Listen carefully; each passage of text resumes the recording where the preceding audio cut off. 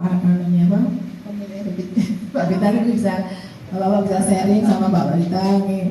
Ini kebanyakan masih sudah tiba, jadi kita yang data itu masih sudah di toko sudah di sini, kita bawa di sini. Jadi mungkin bapak-bapak bisa, mungkin ada yang bisa meneruskan dan sebagainya, bisa ada yang mau ditanyakan, mungkin apa yang kemarin itu memang nggak, saya kemarin itu Pak Parman yang nggak bisa membayar lagi, soalnya sudah punya ada KIS, jadi nggak bisa untuk tenaga kerjaannya nggak bisa dibayarkan. Bu Tarina, Bu Rati, Bu Nuning, Pak Frikit dan Bapak Ibu dari Dinas Perikanan, kemudian juga Bapak-Bapak semua, nelayannya andalannya Sidoarjo. Alhamdulillahirobbilalamin, puji syukur kehadirat Allah Subhanahu wa taala, hari ini kita bisa kumpul ya. Bapak Ibu, di awal mungkin saya minta ini karena BPJS Ketenagakerjaan kami diberikan amanah oleh negara untuk memberikan perlindungan jaminan sosial kepada yang bekerja, Bapak. Jadi memang berbeda dengan kesehatan, nggih. Kalau kesehatan kita semua seluruh warga negara mulai dari bayi sampai orang tua itu hukumnya wajib untuk terdaftar di BPJS Kesehatan. Jaminannya tidak ada yang sakit, gitu ya. Jadi semua sehat. Nah, kalau kami diberikan amanah oleh negara memberikan perlindungan hanya kepada yang bekerja, Bapak Ibu. Jadi karena bapak-bapak ini nelayan handalnya Sidoarjo, otomatis kepala keluarga yang nyari uang, yang melempar jaring gitu ya, maka bapak-bapak ini merupakan objek perlindungan kami. Nah, kami punya program untuk nelayan itu 3. Yang pertama, jaminan kecelakaan kerja. Jaminan kecelakaan kerja ini mungkin sudah sering saya sampaikan ke bapak-bapak, ini sekedar merefresh kembali. Jadi kami akan melindungi bapak-bapak mulai dari perjalanan ke tempat kerja, melakukan suatu pekerjaan, pada saat bekerja sampai pulang. Jadi kalau seandainya bapak-bapak harus ke pasar misalkan, perlu beli alat pancing atau jaring atau apapun yang berkaitan dengan pekerjaan, maka perjalanannya itu ditanggung.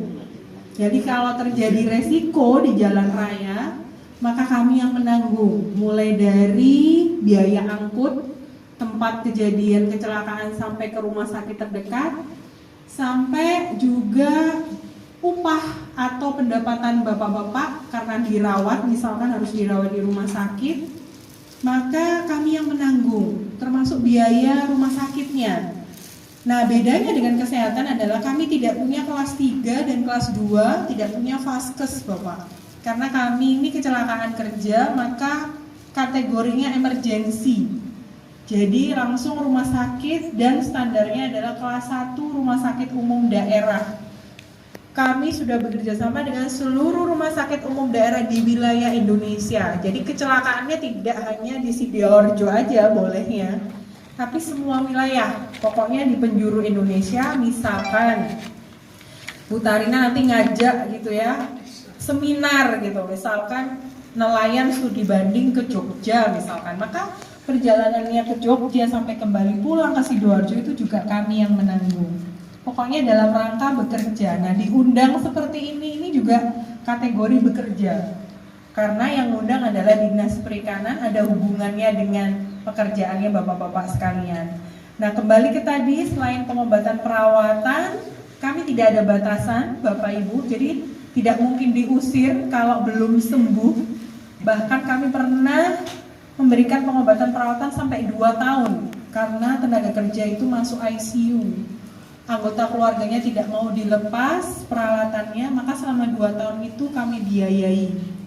Kemudian selain pengobatan perawatan, biaya angkut, gajinya atau pendapatannya kami yang rupiah per bulan.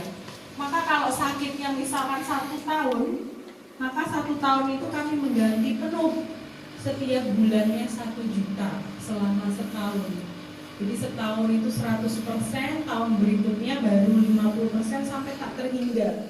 Sampai berapa lama Bapak dirawat di rumah sakit. Kemudian kalau seandainya setelah dirawat itu ada cacat, maka cacatnya juga diganti santunannya oleh pemerintah.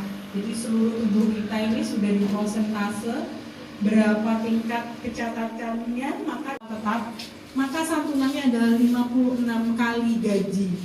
Jadi kalau tadi 16.800. Nah, yang dua program ini Bapak-bapak, kecelakaan dan kematian ini kami memberikannya atas resiko. Jadi begitu ada yang kecelakaan, ada yang meninggal, maka turun klaimnya. Nah, kalau yang sehat-sehat aja sampai mungkin usia pensiun misalkan, kalau cuma ikut dua program ini, maka sepanjang dia pembayaran iurannya itu jadi sedekah amal jariah. Karena bapak-bapak secara tidak langsung bersedekah 16.800 setiap bulan ke orang lain yang mungkin hari ini ngantri di kantor kami klaim kecelakaan, klaim meninggal dunia, yang anak-anaknya disekolahin oleh negara melalui iurannya bapak-bapak semua.